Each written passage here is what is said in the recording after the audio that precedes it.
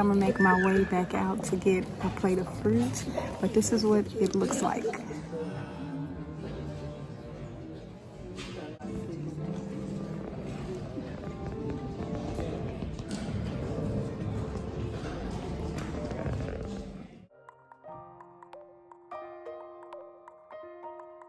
From the patient perspective, you think of sickle cell, you think of these sickled red blood cells that clog vessels and maybe cause the pain crisis that you're experiencing, or some of the more complications from the disease.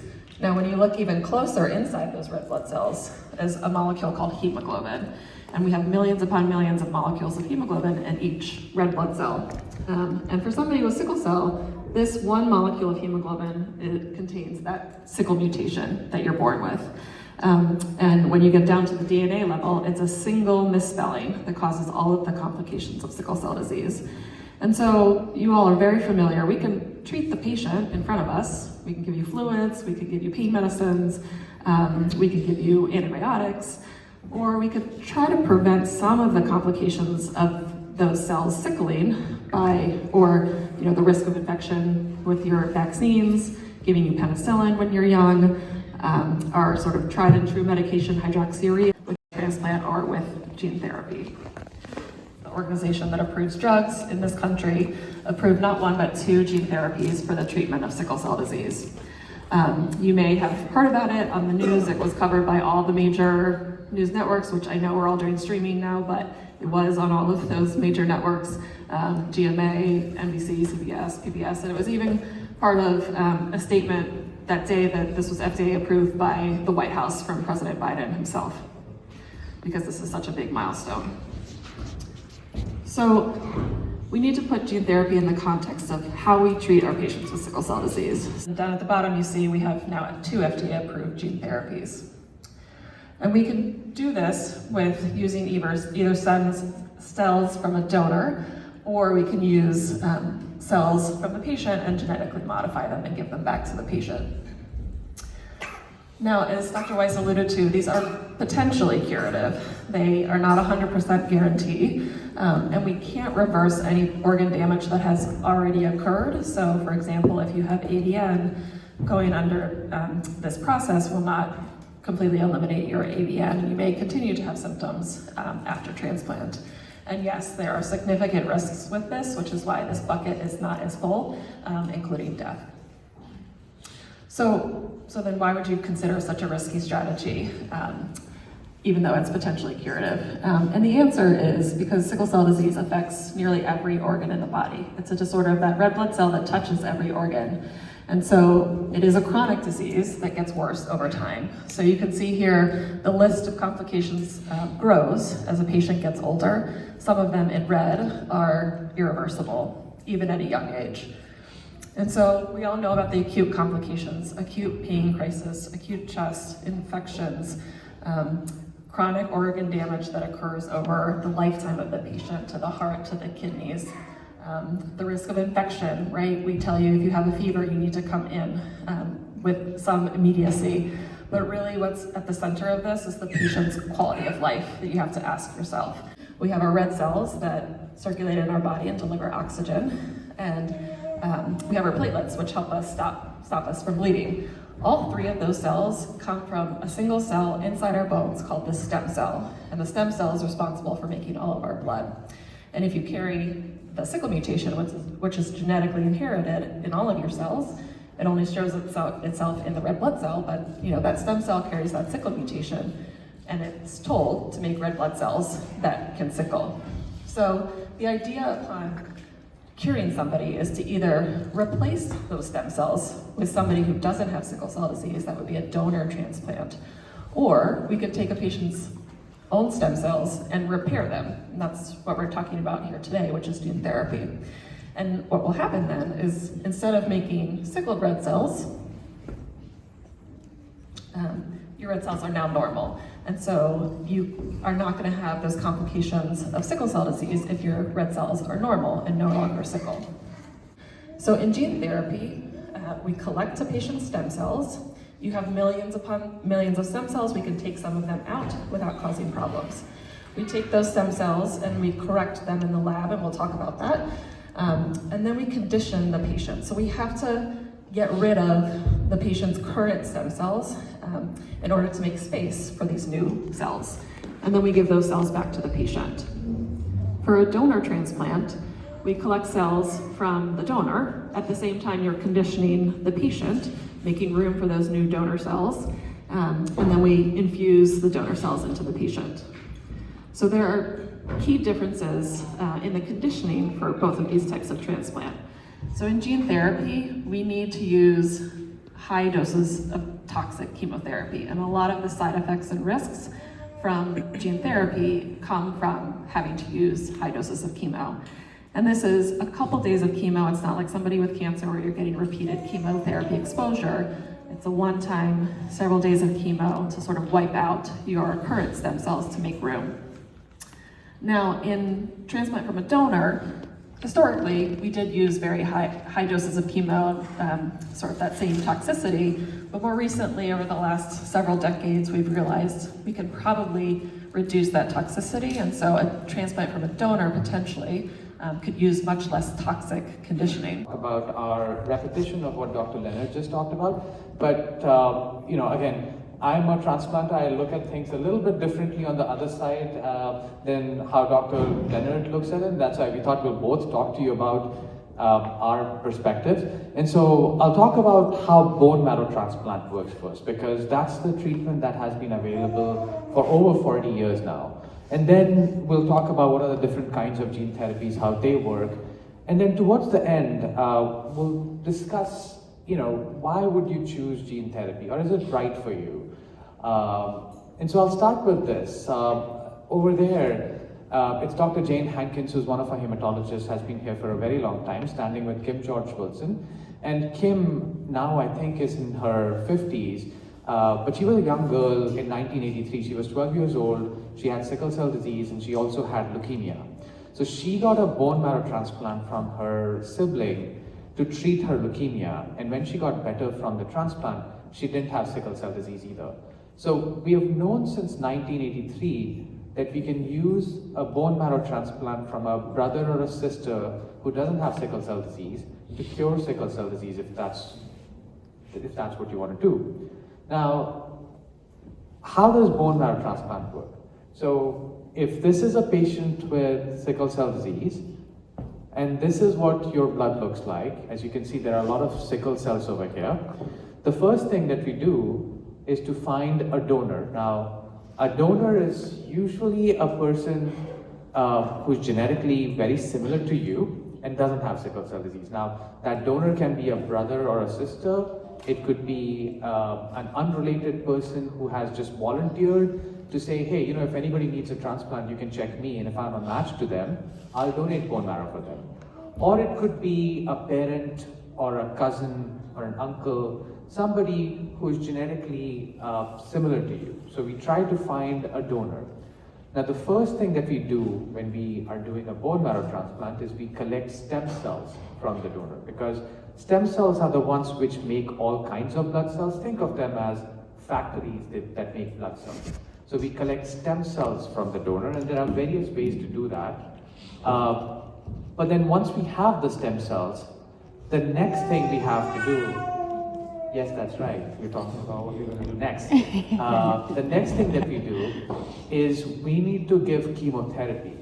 Now, chemotherapy is the same medicine that we also use to kill cancer cells in patients who have leukemia.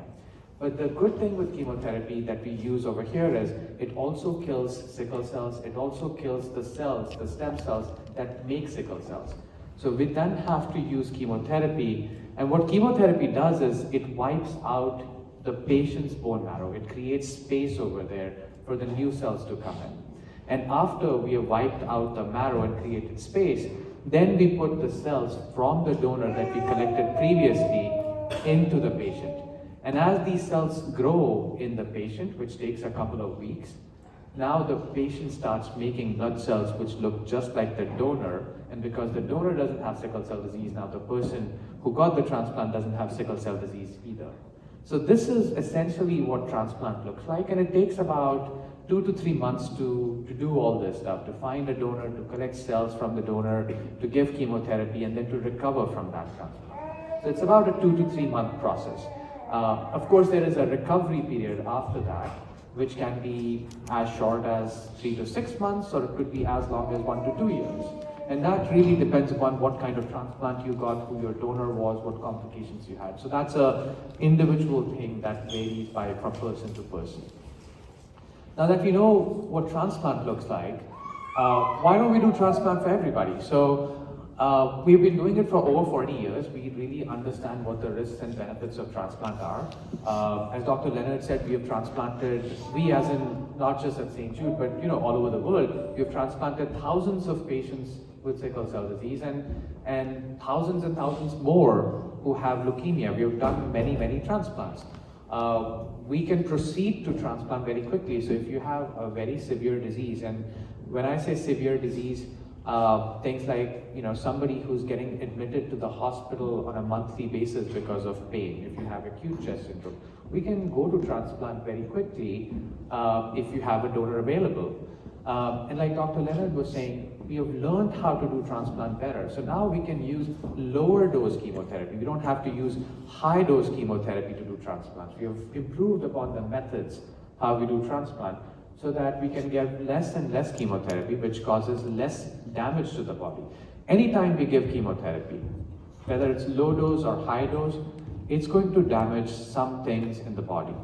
And for individuals who already have organ damage, if somebody has kidney damage because of sickle cell disease, if somebody has lung damage because of sickle cell disease, I can tell you that gets worse after getting chemotherapy.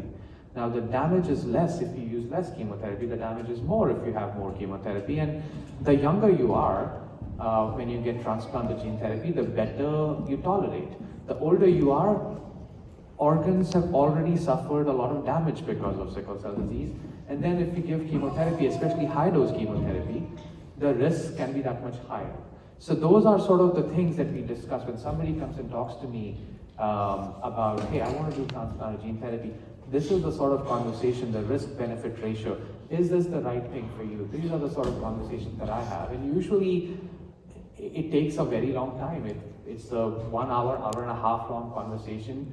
We meet one time, you go back home, you discuss with friends and family, you come back again, we talk again for an hour, hour and a half. And so it's a very, very long process, and it takes immense time and support from family, from friends, to really decide if that's what you want to do. So we tried to select a donor who is the best match.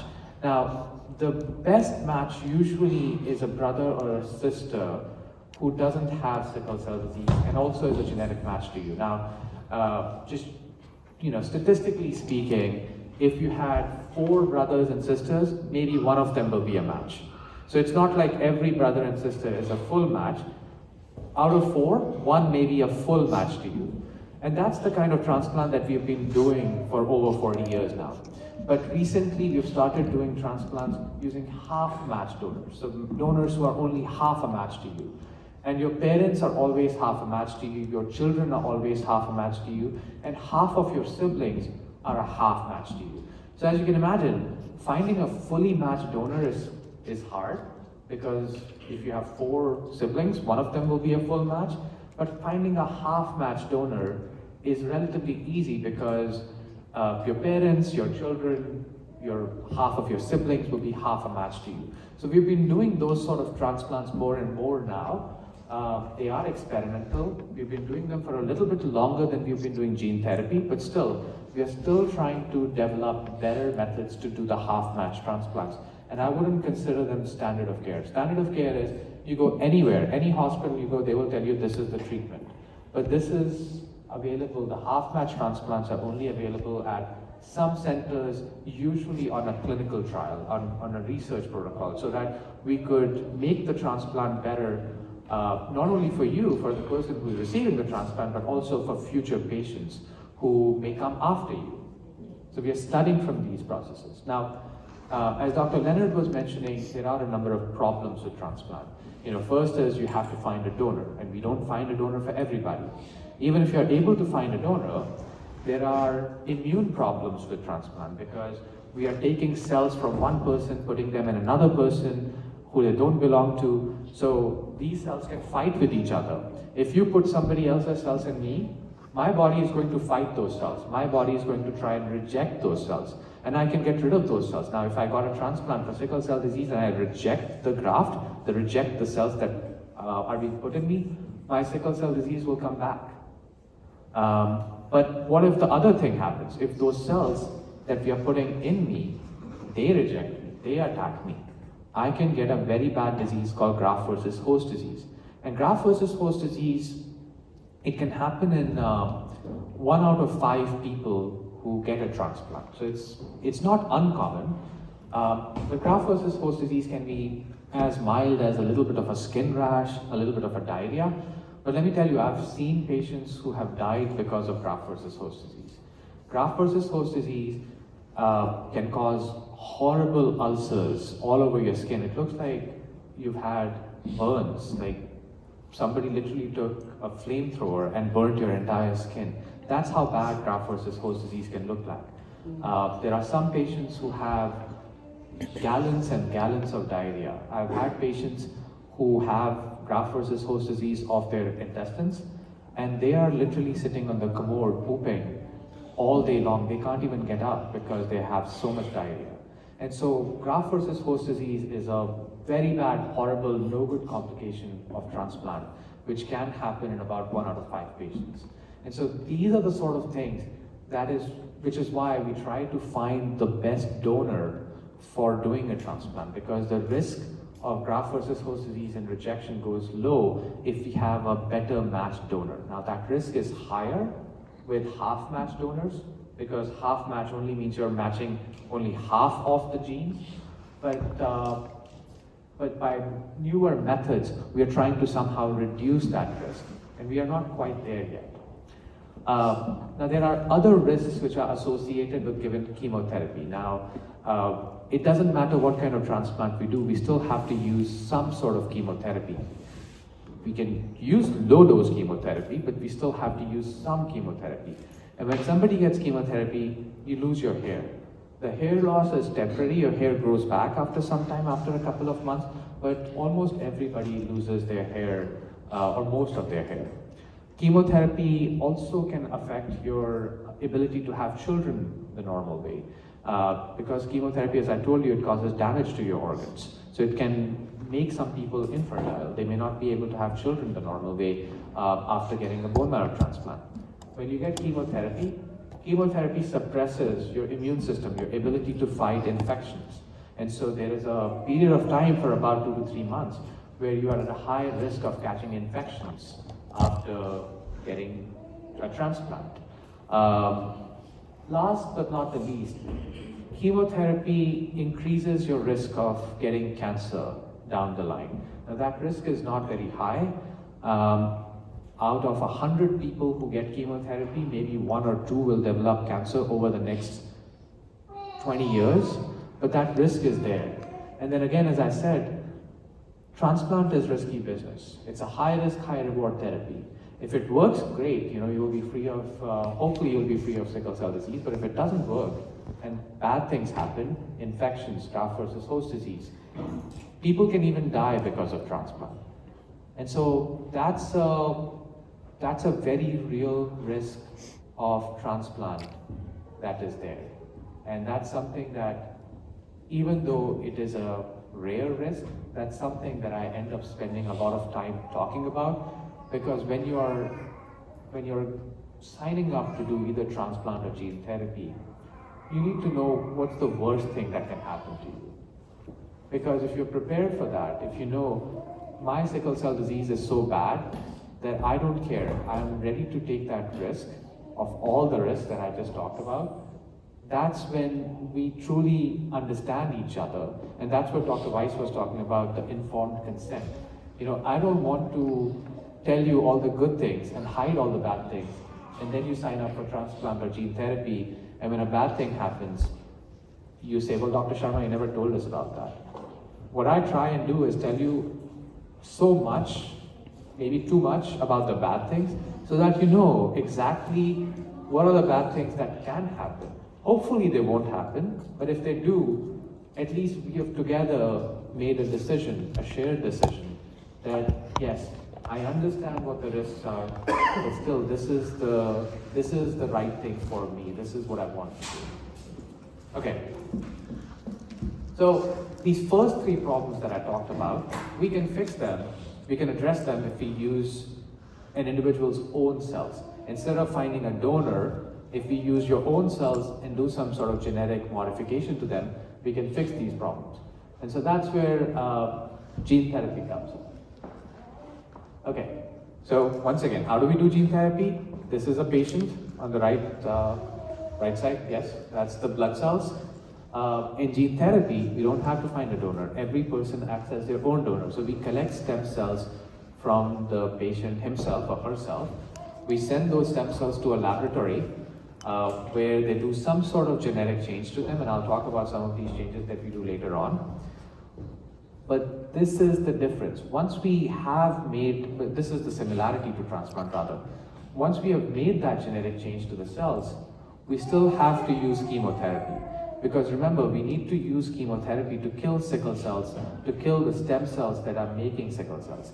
So you still need to use chemotherapy shown over here, which is similar to the chemotherapy that we use for transplant, but this is higher dose chemotherapy. So as I told you earlier, for transplant, we can use lower dose chemotherapy. For gene therapy, we have to use very, very high dose chemotherapy because we cannot afford to leave any of these sickle cells back. If we leave any sickle cells back, there are risks associated with that. And so we have to eliminate every single sickle cell, and that's the reason why we have to use a high dose chemotherapy. Now, once we've used high dose chemotherapy and we've gotten rid of all these cells, then we put these genetically modified cells back into the patient. And as we do that, these cells start growing. It takes a couple of weeks. And as these cells grow, now, hopefully, you won't have sickle cells in your blood. And I'm saying hopefully because gene therapy is very new. There are different methods of doing gene therapy. Some work better than others. And so we hope that all your sickle cells will be gone, but in some situations, all of the sickle cells don't go away. But hopefully, if that works, you won't have sickle cell disease either after that. Now, Dr. Leonard touched upon this a little bit, and I'm going to go fast through this slide because we talked about this, and if you come and meet me in the clinic, I'll spend probably an hour just discussing this one slide. And so the steps, gene therapy is a very long process. Transplant, I told you, 2 to 3 months, we can go from beginning to end, and then there's a recovery period. For gene therapy, that process can be 9 to 12 months long. And then there is still a recovery period after that. So if you come to me, we talk over here, the first thing that we will do is we will start blood transfusions. We have to do blood transfusion. We stop hydroxyurea and do blood transfusions for at least 3 to 4 months before we would even collect stem cells from you. Once we have done that, we collect stem cells and we send them to a laboratory. Now, we generally don't end up getting enough stem cells in one attempt. We have to do that multiple times. So if you are collecting stem cells over here, we get enough cells, we go to the lab. But if you don't, you go back to getting blood transfusions. We start that process again. And then we keep going back and forth until we have collected enough cells. Now when we have enough stem cells, those stem cells, they go to the laboratory where we do some sort of genetic change in them, either CRISPR-Cas9 or lentiviral gene therapy. And then when they have a cell product, a genetically modified product manufactured, they send it back to us. And that's when you get admitted and you get chemotherapy. That chemotherapy, as I told you, causes hair loss. It can cause other things. And then we return these cells back to you. And hopefully, as you recover after that, after a few weeks, you won't have sickle cell disease. So that's the process. But this process from start to end, this can take about 9 to 12 months. Okay. There are different kinds of gene therapy. The one that is most advanced right now is gene addition. So as Dr. Leonard was telling you, sickle cell disease, it's a spelling mistake in your genes. And so I'm a simple guy, I like to give simple examples. That's a sentence, there is a spelling mistake. There are actually 2 spelling mistakes over there, right? And so what this gene addition does is, it basically takes a virus which puts the normal spelling of those words somewhere in that sentence. So it can put that normal spelling at the end, it can put it in the middle, but what it does is it puts the normal spelling somewhere in that sentence. So you still have the spelling mistake, but you have the normal spelling as well. So what this does is you still make a little bit of sickle hemoglobin, but then in addition to that, you make the normal hemoglobin also. All right? So that's what the gene addition technique looks like. And so what I just described to you over here is these viruses that we use to do this type of gene addition, it's called a lentiviral vector, LVV. It's nothing but a modified HIV virus. Now, I know people sort of take a pause when I say that it's a HIV virus. These HIV viruses have been modified in a way that we have removed all the things, all the genes that cause HIV, so they do not cause HIV/AIDS. It's just the envelope, the outside, like, you take a letter, you put the letter inside and there's an envelope which you seal. It's just the envelope of the HIV virus. Inside the letter, it does not cause HIV. And so we take this virus, and we use these viruses because these HIV viruses are very good at entering blood cells. So we package the gene that we want to put into the stem cells, in this case a normal copy of the hemoglobin gene, and then we take these viruses to go inside the blood cells, and when they are inside the blood cell, they'll put the normal spelling of the gene somewhere in that blood cell. And so this is how this gene addition works. So this method was used by a company called Bluebird Bio. They've treated about 35 patients, 27 adults and 8 children.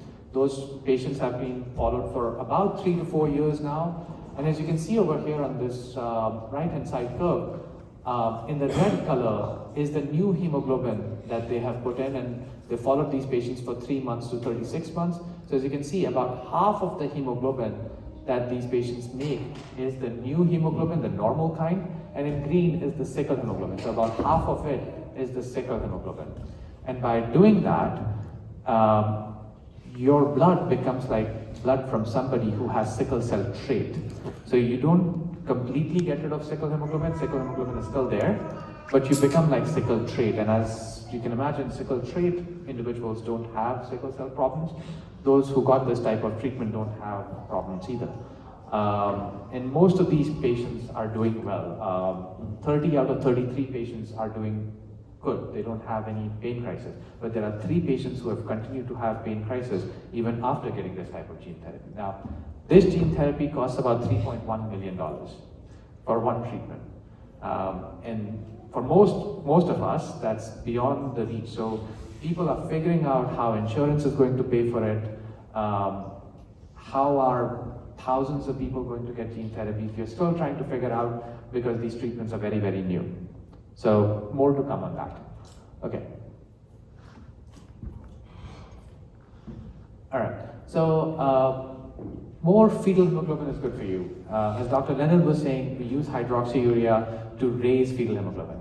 And so if we can raise fetal hemoglobin somehow, we can decrease pain crisis, we can decrease acute chest, and reduce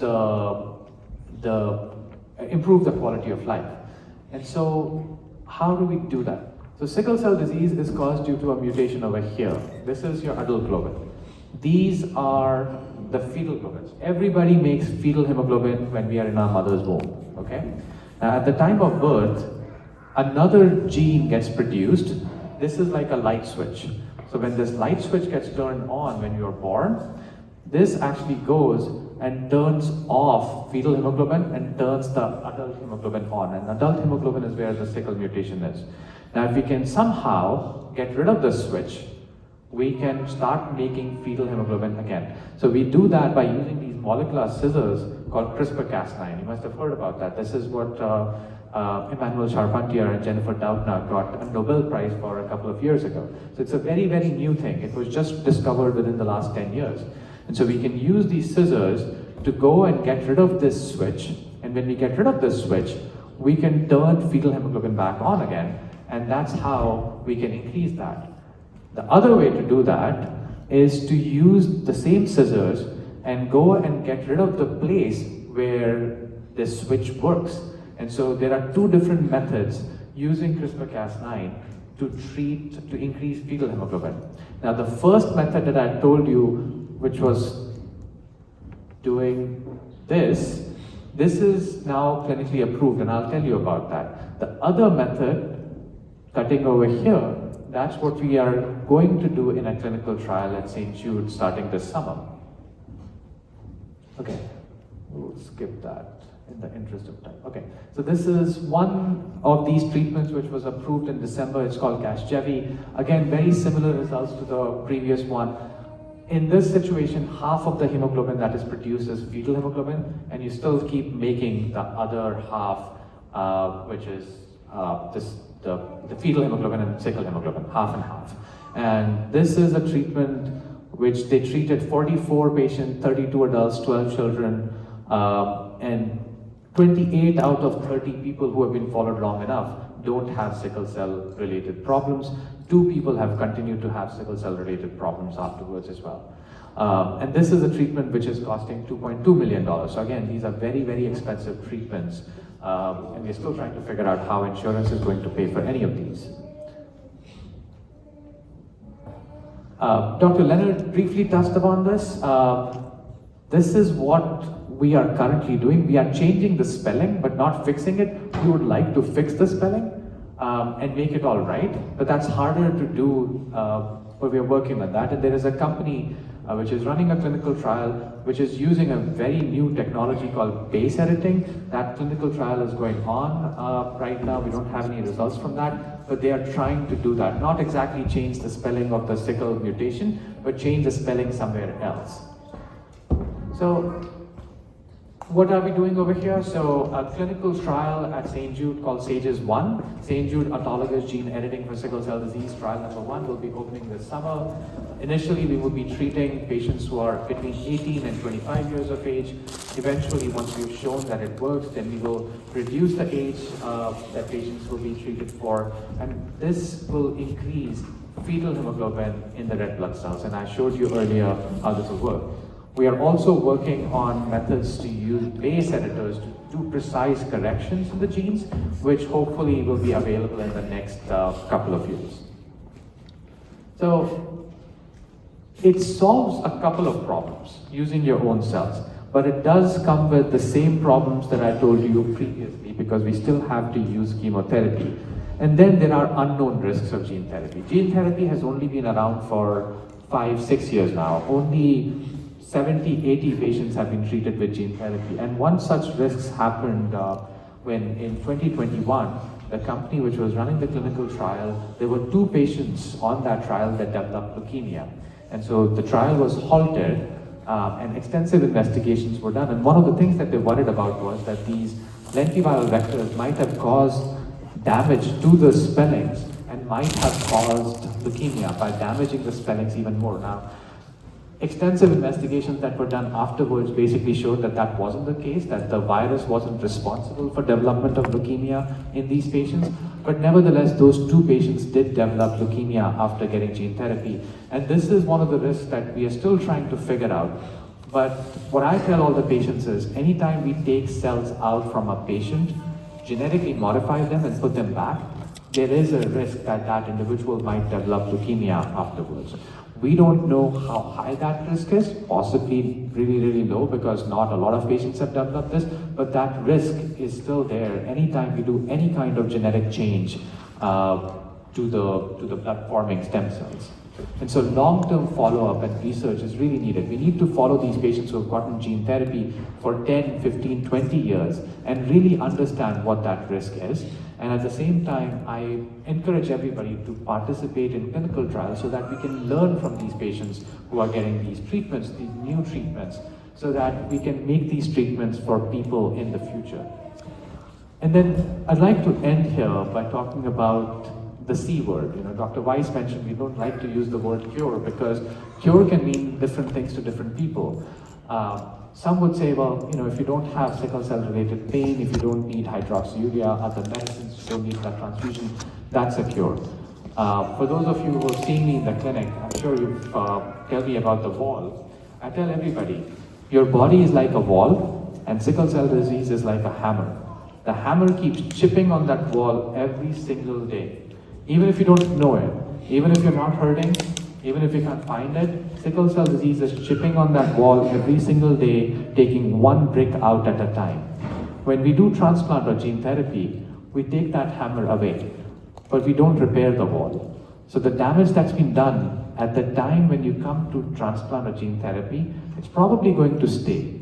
It's not going to improve. So if somebody has had a stroke, we can't repair that stroke. If somebody has had bone death, AVN, we can't repair that.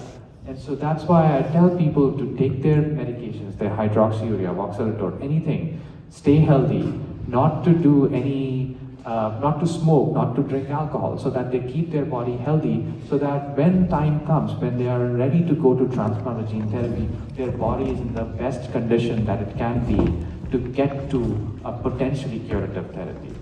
Another thing that I tell everybody is, when we do gene therapy or transplant, we are only changing your blood cells. The rest of the cells in your body still have the sickle mutation.